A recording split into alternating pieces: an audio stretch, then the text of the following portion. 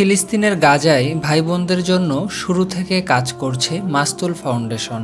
বর্তমানে গাজাবাসীর জন্য নিয়মিত খাবারের ব্যবস্থা করা হচ্ছে গাজার অভ্যন্তরে মেহমানখানায়, যা পরিচালিত হচ্ছে গাজায় অবস্থানরত ভলেন্টিয়ার ভাইদের মাধ্যমে। এমনকি মেহমানখানায় কাজ করা ভলেন্টিয়ারও শহীদ হয়েছেন এই যুদ্ধে। তবে আমরা প্রতিবারই সকল বাধা বিপত্তি পেরিয়ে পুনরায় আমাদের মেহমানখানা সচল রাখার চেষ্টা করেছি। যুদ্ধের পাশাপাশি তারা প্রতিনিয়ত লড়াই করছে ক্ষুধার সাথে। السلام عليكم ورحمة الله وبركاته.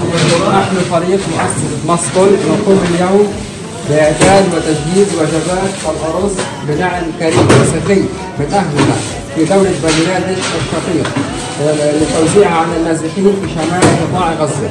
جزا الله المتبرعين عنا خير الجزاء وبارك الله فيهم.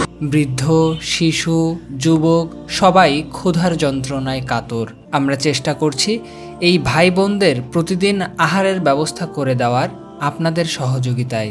যখন রাফা বর্ডার খোলা ছিল তখন আমরা গাজায় অসহায়দের জন্য মিশর থেকে বেশ কয়েকবার লরি করে শুকনো খাবার, শিশু খাদ্য, জরুরি সহায়তা পাঠিয়েছি।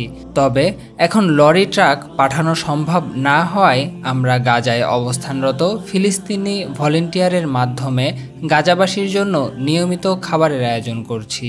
কিন্তু এই কার্যক্রম চলমান রাখতে আমাদের প্রয়োজন আপনাদের সহযোগিতা। جئنا اليوم إلى أحد مخيمات النزوح في شمال مدينة غزة لنقوم بالتخفيف عنهم جزءا من معاناتهم.